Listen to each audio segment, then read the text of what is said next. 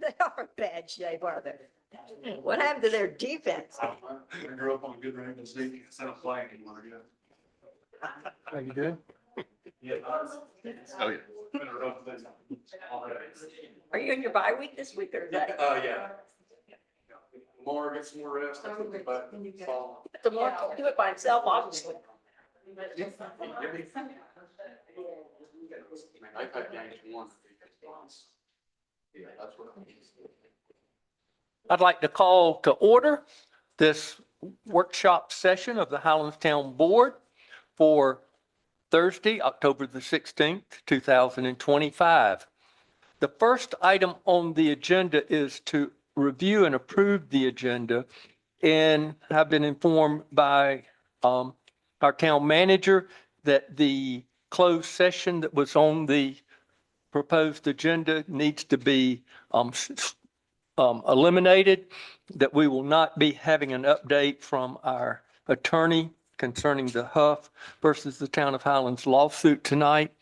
So that would be the one modification. I will kind of add, given the breadth of the issue of the security camera and discussion, I think we will probably fully use this hour in that discussion.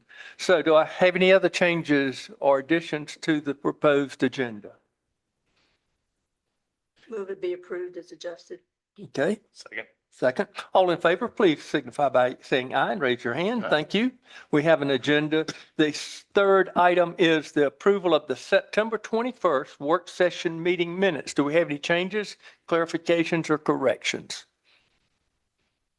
Motion to approve. Second. All in favor, please signify by saying aye and raising your hand. Thank you. Oh, and you were not here? All right. Okay. See that we have our town attorney, Nick Tosco, now on board. Can you hear us, Nick? I can. Can you hear me okay? Yes, sir. Thank you.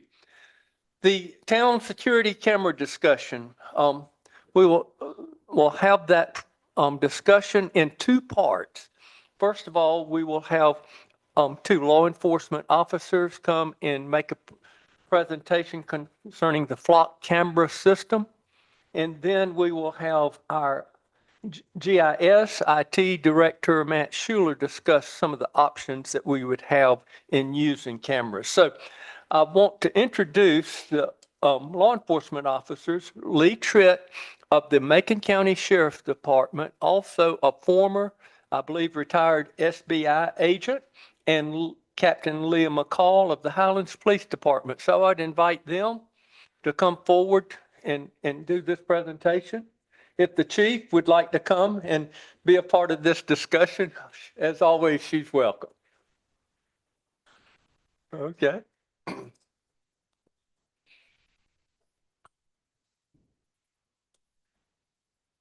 Mr. Tritt, thank you for coming and being with us tonight.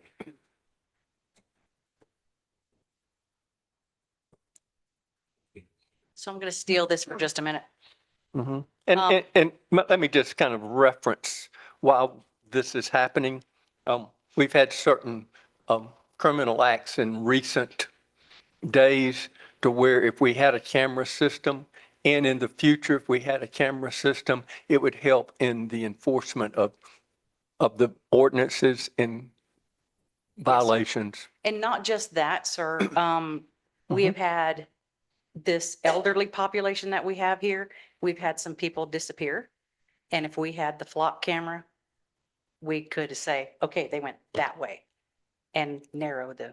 So there's a lot of different Okay. uses Great. and Lee's going to go through that. I just wanted to say that he was with the State Bureau of Investigation for 33 years. And he was mostly in charge of investigating meth labs throughout most of your career. He then went part-time with Jackson County for a short period of time, about 2 years. And then now he's full-time with Macon County. And he's one of the main contacts with regard to flock cameras in Macon County. Okay. So I'll slide it back here. I'm just going to basically give you a basic overview because I know you probably have a lot of questions. Okay. And Pull it Oh, in closer. sorry. Oh, thank I you. don't want to scream too loud. So Oh, you'll be I'm fine. kind of a loud talker anyway, so that's why I'm always hesitant with microphones. So just to kind of give you a little background, so flock, what they call them is, you hear LPRs, but now they call them ALPRs. So license plate reader or automated license plate reader. You'll hear ALPR is the term they mostly use. So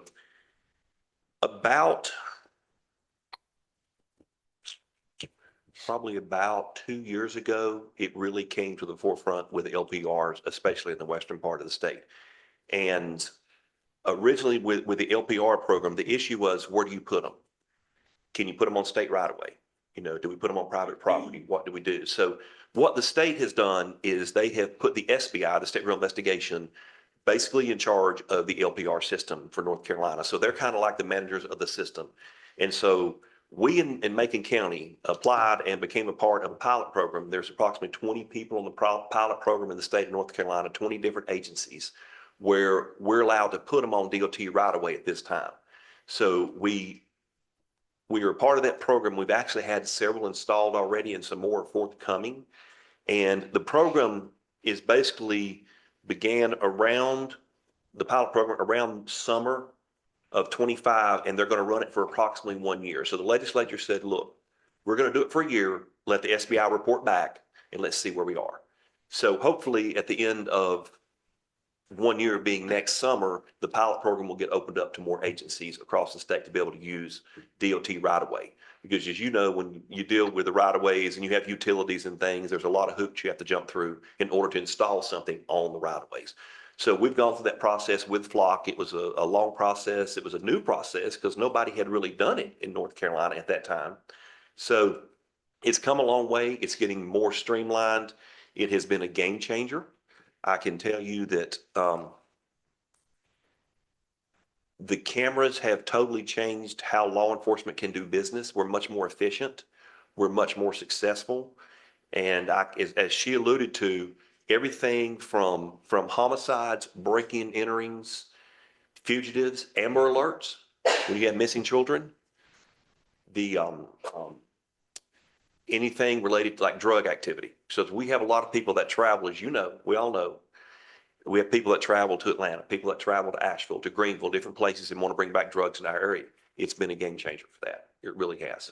So that's just a few of the uses that it's made for. The one that I really kind of hits close to home with me is with our senior citizens. And I don't mind telling you, my mom had dementia and my grandmother both had dementia, so I'm personally familiar with it.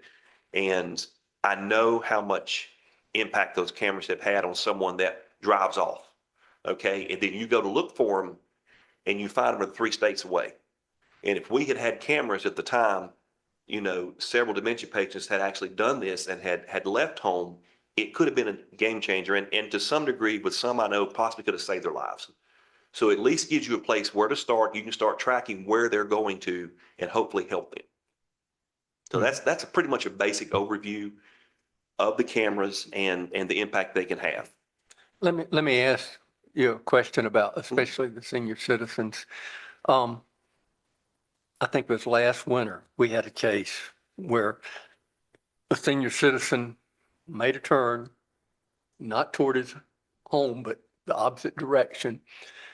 I know that the police was called in quickly. How fast can you respond and pull up those flock cameras to start seeing? Okay.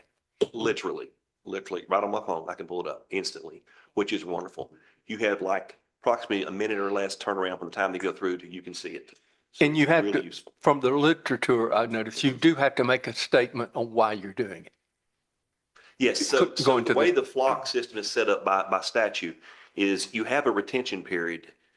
I think it's 90 days is what it is until the information cannot be retained forever. Okay, the only way you can exceed the 90-day limit is if there is a reason, meaning you have an ongoing criminal investigation. Okay, you have to be able to justify it. It's a restricted database, so not just everybody in the world can go into it. You have to be law enforcement, and you have to be what's the word? Basically, it's you just can't go search the database for just willy-nilly. You've got to have a purpose, an ongoing investigation, criminal investigation. Maybe you're investigating breaking and entering. You know, it's been a tremendous help on breaking and entering. Somebody goes to a house and you don't know it, you know, and people come back the next day and find it. Well, then you can go back and look and say, okay, who's been in this area, and you start tracking it down, or you get a camera of a tag number of a vehicle that left from the residence that's your suspect, guess what? You get to look on the camera then and you can track your suspect. All over the United States, correct? Yes, and don't quote me on this. I know at one point there's about 75 or 80,000 cameras in the US right now that are LPR cameras, and we are tied into that system. So once you buy into the system, you're allowed to share data back and forth. And so that's been a real game changer. People that want to go out of state, either bring drugs back, or they are fugitives that want to leave and travel out of state. That's been a real game changer for that too. Tremendous help for law enforcement and the community. Makes it much safer.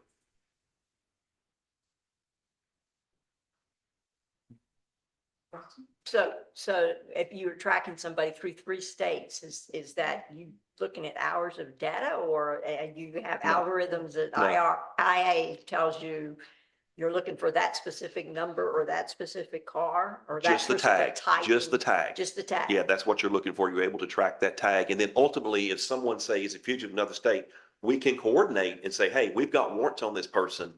We have located them in your state. You would call them wherever they're traveling, what agency, whether it be a local agency, a state agency, can you assist us with this? And you're able to get to that person. We can also put in a white card specific name brand, and I believe AI would pick up a white card during that time frame. And then obviously you'd have to tag it that when you found that certain car. And so when you say you have to have a purpose, does that mean you have to have a judge that gives you a warrant, or a judge that gives you a whatever? No, you have to have a legitimate ongoing investigation. You can't just go willy-nilly and say, hey, I want to check up on my neighbor and see where they've been going to. Cannot do that. That's actually, I think it's a class 1 misdemeanor in North Carolina if you do that. So there actually is a law against actually doing that. So it's a great database because it's restrictive in its use, but it serves a very good purpose. And I'll just say, a lot of people worry about Big Brother watching. I mean, they do, but it is nothing like that. I always say, if you want to be tracked, right here's the greatest thing that we can be tracked on. So with our agency, if we're able to get these, there will be 4 of us that will have that access. It will be Okay, that's what I was myself. gonna ask. It will be Yeah, it's me. not across the board No, access no, of no. any It patrol. will be me, Captain McCall, Lieutenant Tim Broughton, and Detective Amber Wright. That's who we'll start off with, to have access. Our phones are on 24/7. In 10 years, I've never turned the phone off. One of us will be available at any time of night to pull it up on our phone and give them the information that they need. And to emphasize this, these are not speed cameras No, or all that stuff. We No. which don't I- care about dead tags, we No. don't care about no insurance, With the block. with the flock. With the other ones, we do. We do. And it's explicitly written in there that it's not to be used for minor traffic violations. That's not the purpose. We're not looking for anything that's less than felonies, honestly, serious offenses. Okay. Mhm. Will you explain what you explained to me, PD, that North Carolina does have a law for this? Yeah, it's, chapter 20, article 3, I think it was, B is what you told me. or 3, yeah. Don't quote me on that. So there's a law that gives us a law of how we're supposed to handle this. 3D, yeah. Will you just summarize it for them? Yeah, I don't mind a bit. So basically what you have to have, first of all, as a law enforcement agency, you must have a written policy on your use of the LPR among your agency first to begin with, which authorizes who will be allowed to utilize it. And then, of course, we talked about the data retention, which is a 90-day policy. And also we talked about the prohibited use. It can't be used for simple traffic violations. It's very simple. That's all written into it. And it has to be a legitimate law enforcement purpose. And it is a class 1 misdemeanor to access it or reserve it without a legitimate, like ongoing investigation or legitimate law enforcement reasoning. So it's a very protected database. It's not something that just everybody gets into, which I wouldn't want that either. Okay. Well, even if he does a test of the camera, he has to document test. Yes. At this date. You must put your reason in there to why you're actually accessing it. Okay. So it's And, pretty, and, and I would add too, just from a statutory perspective, that it is not a public record. Sometimes, people are confused about that, but under the statute, it's not a public record, so people cannot request it. Nick, would you clarify that? This whole system is not a public record, period. In other words, somebody can't go and say, we want to know what car was at this intersection at a certain date. Correct, yeah, because that's happened in other jurisdictions where, somebody is like wanted to get, like, when is the time that the government's been looking at me, and give me all the footage where that is, and the footage is by law not a public record. Okay. Explain to them.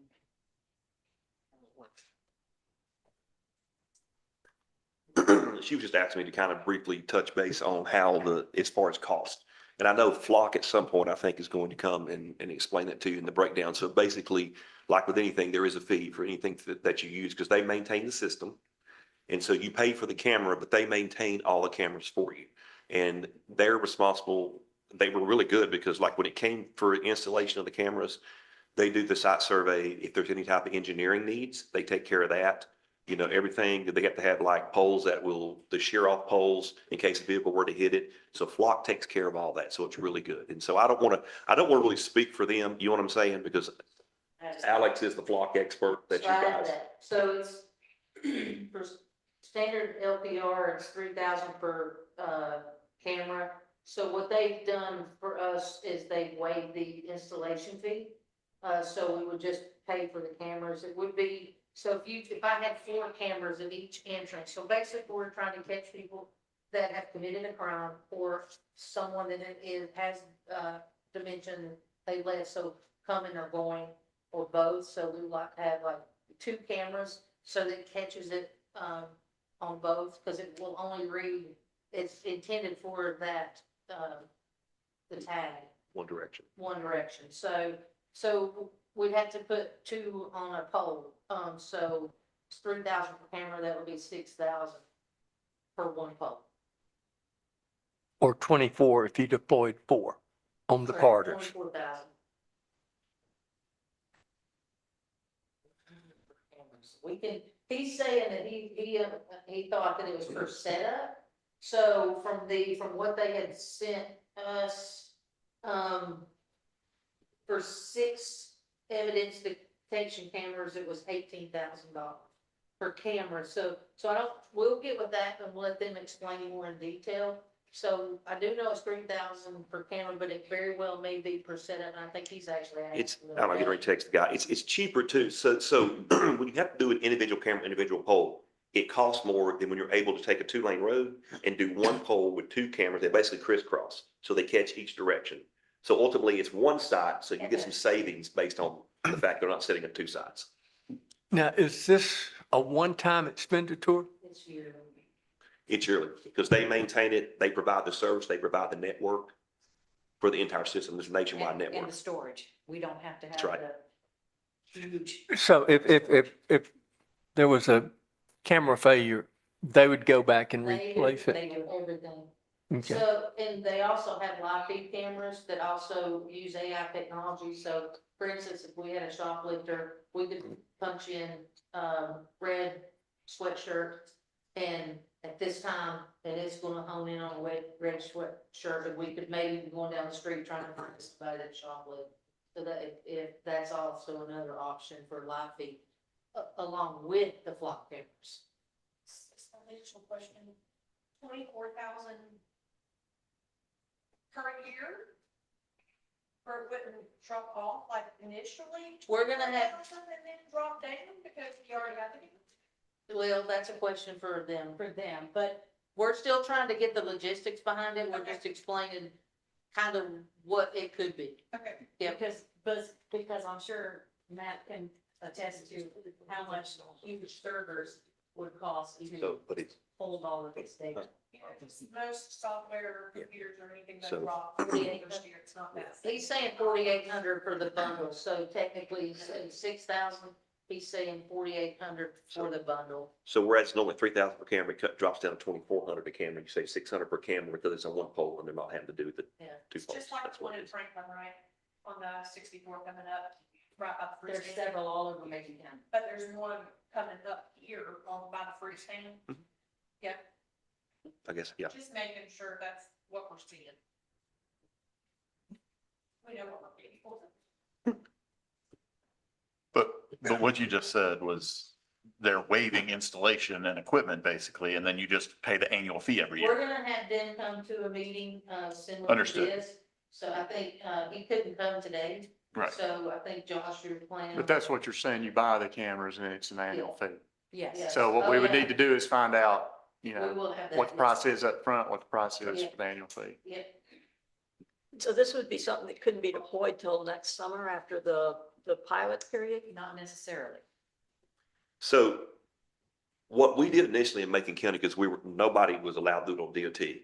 So we actually did it, we were able to go find some private property and actually do it that way. So, but I'm hoping, once they report back next summer, that it will open up the whole program to the whole state to be able to do it. So that's what I'm saying, that we couldn't deploy anything till But next summer. ideally you could. we could, because we could go to private property. owners Oh, and Yeah. say, can we have a contract with you and put it on your property? And I think the mayor, you and I had spoken, is that we have a right of way to some of their right of way as well, so that we would look into possibly, because the town has a right of way. Right. I had a question. I was reading on the block website, and it said that homeowners associations could also have these on their website. Is that allowed by state law also? They actually can, and I know that some of the clubs and stuff up here have actually inquired that they can actually have cameras also to monitor who goes in and out. It's a safety thing. To do that, then you monitor, track it going in and out of your homeowners association. And then you as the state, correct me if I'm wrong, you as a state, local and government, and you would be able to access those cameras as well. If you share it with us, yes. wait. So are they looking at that? Or they have to share it with you and you're the only people can look at They So- can see their own data. They can see Right. theirs. If it? somebody Oh, they can puts see their on own their data. homeowners Then they can association, share their data with us, But they can't look at but ours they can't see it. because it's law enforcement. Or anywhere else in the state, just their camera. And as another example, No Lowe's, different than Lowe's has them. Right. It is. No different than blank cameras. Yeah. Then, Just a The, high-end version. the information, you're saying they're nationwide cameras and, you can share nationwide. You also mentioned, local statutes controlling. Do the local statutes control what goes nationwide?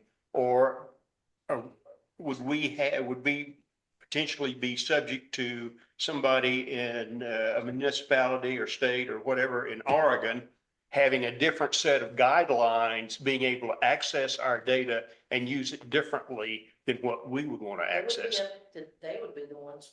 So the different states do it different ways. There are some states that don't share, but if they have a state statute, they don't share.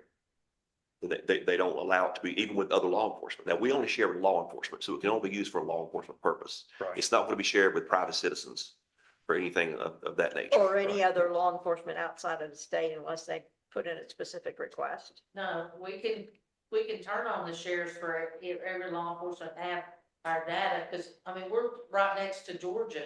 Yeah. We would want to And share South with them, Carolina. Yeah. you know? Tennessee, Virginia, I mean, no, we've really got all the states around us. And so it's, we have people that travel to Texas that go to the Mexican border. So we have people that want to go to So in other Florida. words, it would be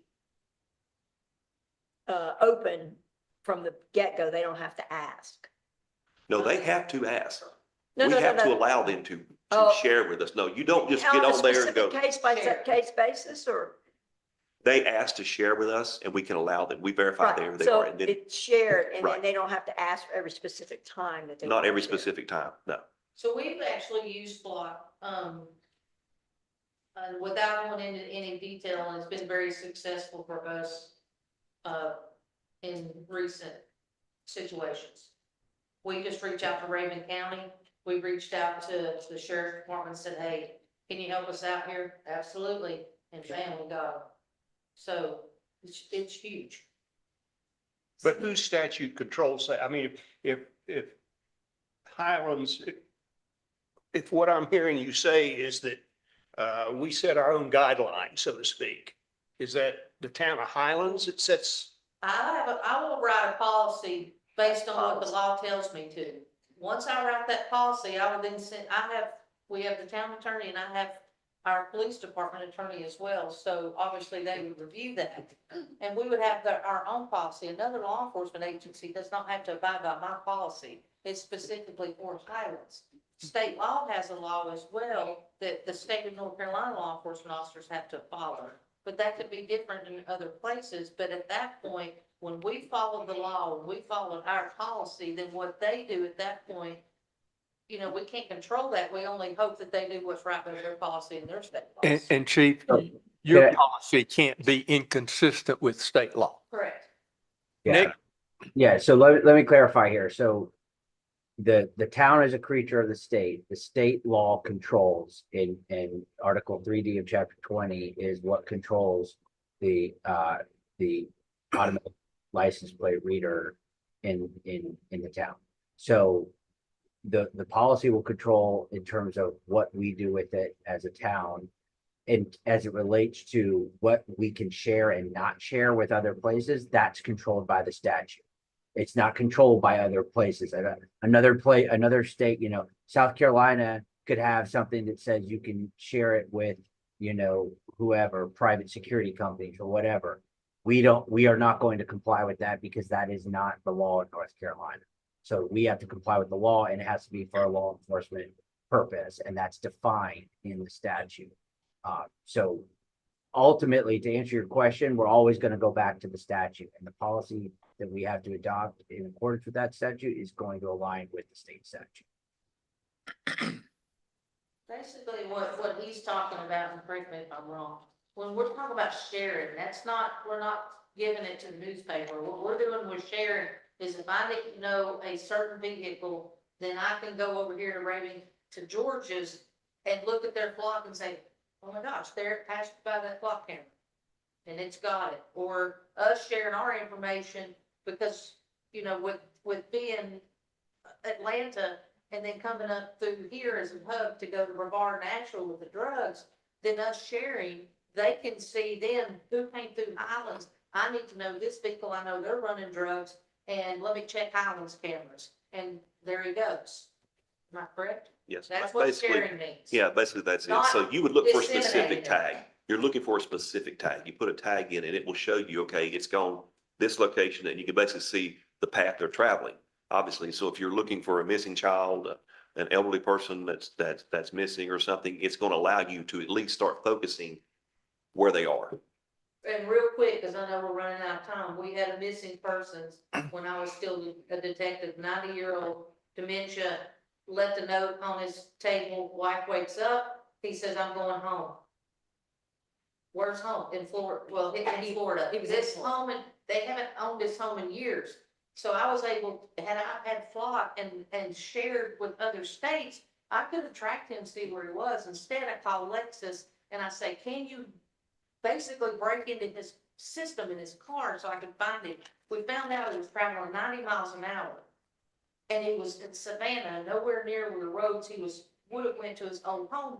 But I was able to make a phone call to the store, the gas station clerk. Please tell him, ask to put him on the phone. And I talked him into staying there with her until I could get Savannah Police Department to get to him and get him to safety.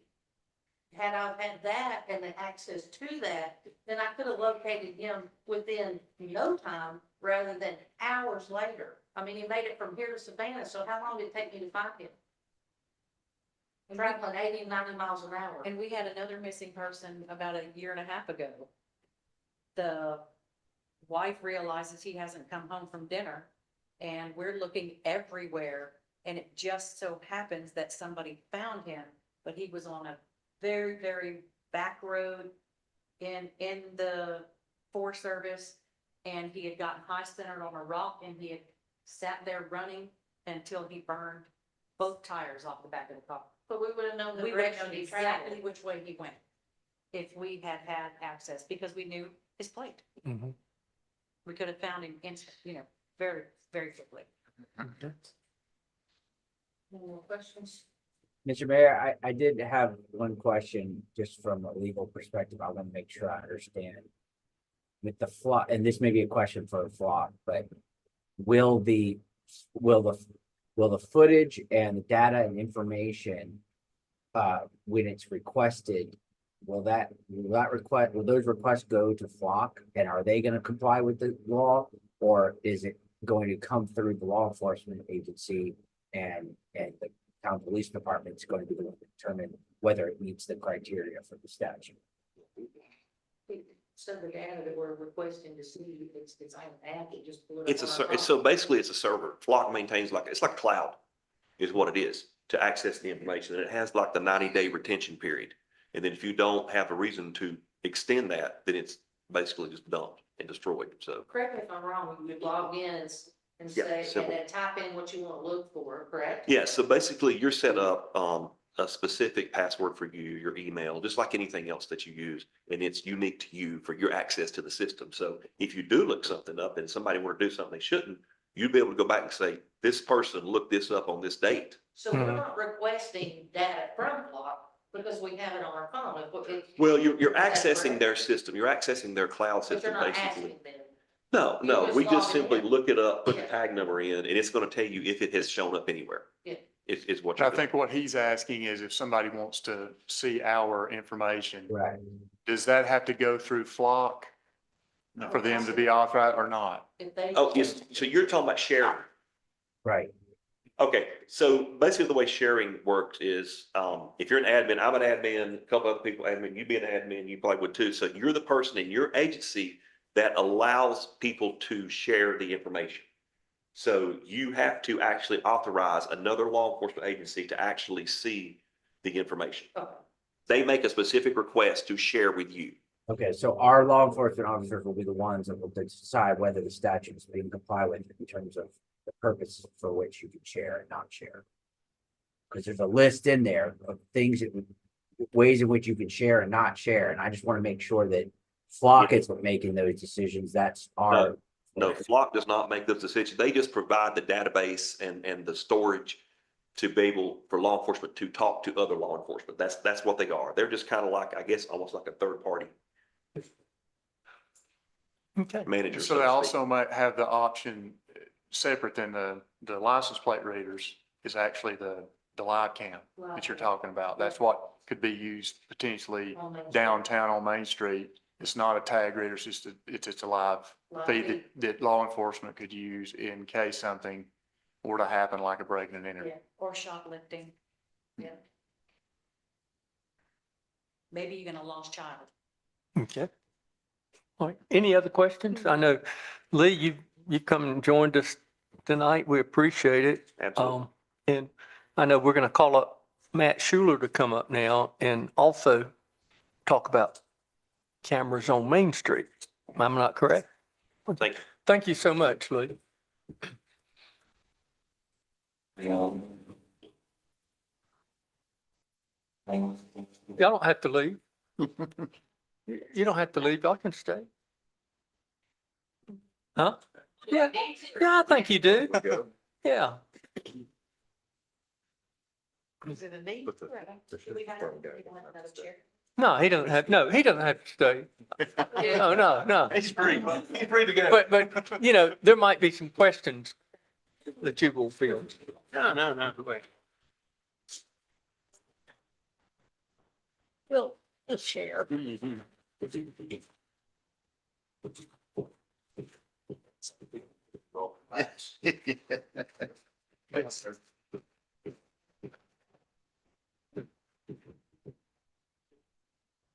So I won't keep you long today, or anything like that, sort of.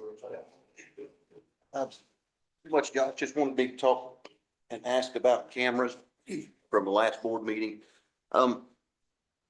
Much, I just wanted to find out a general area of where you would like to have cameras at. Are we talking about adding one or two more on Main Street? Like basically between, Third and Fifth and put them down, one or two more down Main Street? Would y'all like to have cameras from First Street to Fifth? Are we talking about the whole business district?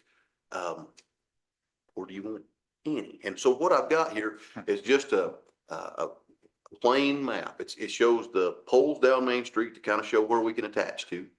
And if you'll see there's a blue block essentially there, kind of going down, Main Street from, Third to kind of partway to Fourth. That's what we have now. It's just that one public camera. So that's the only view that we have down Main Street right now.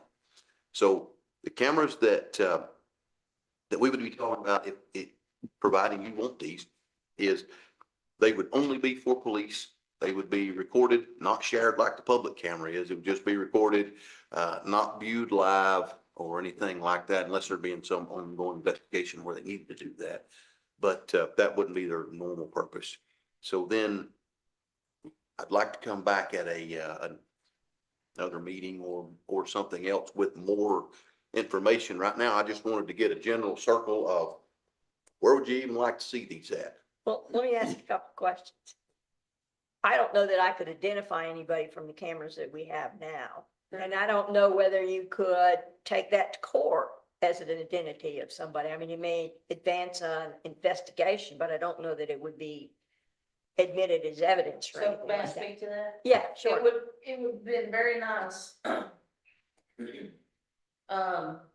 We had a store broke into, at about almost 3 a.m. on Sunday. I was out of town, so, 17th, 18th, 19th.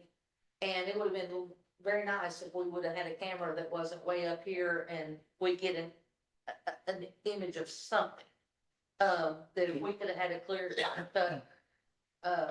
image of this vehicle that dropped off a couple people and stole almost $200,000 worth of merchandise out of one of our lovely businesses. So, we need better cameras. We need cameras. And Well, those Chief, are wide angle That's cameras, and so We somehow. gotta blur. And they need to be lower so that you can actually don't see the top of somebody's head to be able Right. to not identify anything. Right. Oh, Most of these would, if providing they're on Main Street, you have to keep in a couple of factors. You've got canopies. So you have to go lower to go below the canopies that are on most of the businesses. You've also got trees that are there. So if we go down that section of Main Street, there's actually going to have to be a lot of cameras because they're going to have to crisscross from one, they'll be mounted on, say, the left side of the street, but they're going to be looking on the right side of the street to see under. If you mount it on the same side of the street that you're looking Angles. at, you're looking straight parallel with all the trees and Angles. everything else. So you won't be able to see anything. So they'll have to go across and look that way. So if you wanted to cover essentially from 3rd to 5th, we'd really be looking at somewhere around 10 to 15 cameras, maybe more, to get across and back. So each time that I want to see a few businesses, I'm going to have 2, one to see the left side, one to see the right side. So they'll crisscross all the way down their street. So one of my concerns with the lower cameras, Vandalism. angle, Vandalism. it's vandalism, Yes. right? You can reach them. Mhm. Even somebody short like me, if I get a bat, I can reach them. Mhm. So they have to be We're going to have to effective, find the sweet spot. but also, yeah. And I don't know how you do that. They're going to be Unless mounted. somebody else, I'm sure somebody else has done that before. What do we need? We don't need to reinvent this wheel here. Sure, most likely they're going to be mounted around 10 foot, maybe 11 at the most. The higher the better for vandalism, the higher the worse for the view. So we're just going to have to work with that to do the best we can on it. Of course, if you're further away, your angle is better, Right, that's That's the the other reason geometry of for it. that. but then you're gonna have enough, not a wide angle, but enough of a view that you can actually do some identification as opposed to. We have to have a just, narrow yeah, field something of view. happened. If not, it's kind of hard to recognize a person if the view is wider. You can't, you also can't use a PTZ camera. And as far as what I mean by that is it's not going to sit there in motion the whole time. But each one of those cameras will be fixed on an area. And they may be a PTZ style camera like pan tilt zoom, but that's only so that we can adjust it Right. at the specific time. And then if anything gets moved or whatever, we can readjust it back to its original spot. So there would need to be quite a few there, but that was the one thing that I wanted to find out tonight. Are you talking about an entire business district? Or are you talking about like all the way from like the Ugly Dog to the Spinks and cover that area too, First to Fifth? I had heard some discussion on some of the back streets that some of these folks had taken. So I didn't know, are we talking about a citywide camera system? Are we talking about a handful of cameras or one? That's really all I wanted to do tonight, was to get your general thoughts on it so that I can come back and put together a good plan with what you Well, I'm want. not sure I have enough information to be able to tell you how many, because we need. No, I mean, if you can just tell me the broad area of, I'd like to see this, and this in these areas. Well, I have two more questions then. One is, can the law enforcement use that as evidence, or is that just to promote or to further a investigation? In other words, you just No, use it's that evidence. preliminary evidence that, I mean, court accepted evidence. Absolutely. Okay. And I was gonna- I've been in courtroom 6 years. You yes. were here when we had the smash and grab golden clipper Yes. thing. That case was not as strong as it could have been because we didn't have We any didn't have cameras. anything to, well, Yeah, yeah, that took a lot more investigative skills without, modern technology. yeah. Yes, the FBI actually picked that case from us. Mhm. I guess my other question is this the town's responsibility? Is this the business owner's responsibility to have cameras that will, for anti-theft reasons? I can't answer that question. That was the one thing. That's a generalized That was what I question wanted for to us. ask, basically, was, you know, Just- we just some tend to businesses. talk about Main Street from Third to Fifth, but we've got businesses all the way down First to Well, Fifth, up the back hill, streets, and up, down, and so how many are we putting cameras up and for? if they're coming in the back That's- way and, So businesses do have, cameras inside their businesses. And that can help us, but that doesn't help us with a vehicle. A vehicle, it. so whose responsibility is it? You know, I would like to say that it's law enforcement's responsibility to try to give our citizens, our businesses, the best, form of us possible. And if that's given us the investigative tools that we need, then I would like to say it's our responsibility. So the camera we have now, you were able to actually see the vehicle that, We saw, Was a black- involved. we saw a block. I'll be honest with, I really don't want to talk about that much right now because of some ongoing things we've got going on as we speak. So I really don't, I know we're on open forum, and so if you'll allow me to discuss that next month, I can tell you a lot more detail, but I don't want to give anything away because I know this is being broadcasted. so are these daytime and nighttime cameras? I mean, do they still pick things up, being They- able to see anything they- other than just a gray car go by? at Well, night? they can have infrared on them. Most of the time, we've got street lights, which will also aid in that as well, because infrared only shines so far, and then you kind of out of the range of it. And you do get a gray colorless vehicle most of the time in the dark. Mhm. You can do some things to try to add some color to it, but essentially doesn't have much. And it won't be a good enough resolution to read a license. Well, I'm talking about our cameras, not the. it depends on some of the angles that you put them. Yeah. They can use some technology depending on if they're, and that's what I wanted the discussion for was, am I aiming at business doors or am I trying to get cars going up and down the street? Those were the things I wanted to clarify tonight so that I can even put together a plan. Or if we pass a merchandising ordinance and someone was violating that, and if it was on camera, you could, chief, and your people issue a violation based on that video evidence, if it's clear enough. Because we charge crimes off of video evidence. Okay. So, but logistically, if the business has a camera inside that sees it happening, then you have a timestamp on it.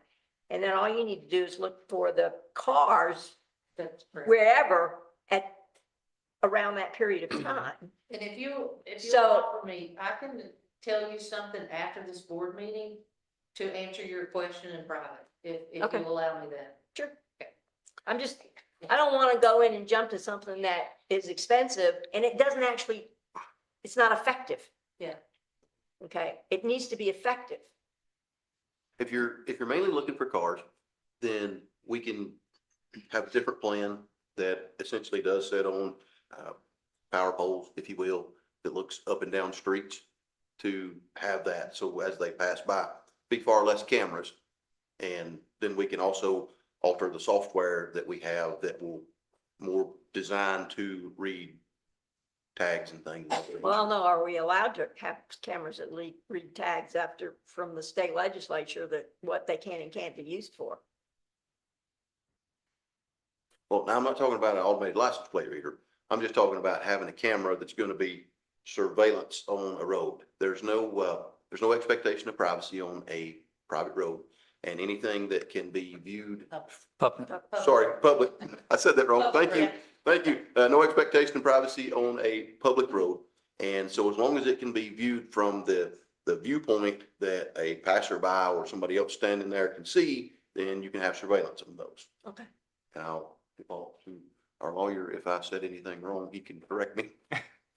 No, that's correct. The statute is about automated license plate readers. And so that's different than cameras. Cameras on public roads are allowed. So Matt, can you tell the board the limitations that the small street lamps have when installing a camera on them? Well, they're going to be more difficult. So if you'll see the bigger blue round dots there, those are what we call the Cobra head street lights. The red ones are the lanterns. So we'd rather not try to do anything on the lanterns. I wanted to put them there for discussion purposes only. They have power obviously because they got a light in them, but we're going to have to do some wiring and some different things inside of those and do some drilling and anyway, a lot more work. There's already an outlet on the others. We can essentially just go up, tap to the power that's already there. That'd be a fairly easy install on the Cobra heads. And the data transfer is wired or wireless? It's going to be limited on that specific area of Main Street. We don't, if not, well, we can do a decent video. It's going to be lower frames per second. So we're not talking about HDMI, or excuse me, high definition video or anything like that. That's fluid. We'd have to lower the frames per second because they would need to be wireless on that between 3rd and 5th because it's all underground. Everything else has got fiber optics on the pole. It's no problem. We can deal with all of those and put it wherever we need to. It's just that area would need to be wireless. And we can do it pretty decent. So can I ask a question? Sure. If the power goes out, You're not gonna have cameras. where do you go? So, We can put battery backups on them and keep them for, X amount of time, 30 minutes to an hour. But power goes out, the camera's going out.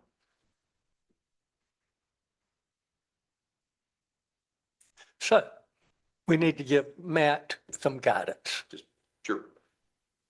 And I would start by saying the outlying business zones of B3, even B2. And I don't think we're talking about cameras there. Well, we have to start somewhere. We can't picture us doing everywhere. I mean, Yeah. but I still go back. So even from a you talked about, we're not going to have the kind of old school PTZ cameras. I understand that. Sure. But I know using the ABC store as an example and using the new museum in Wright Square as an example.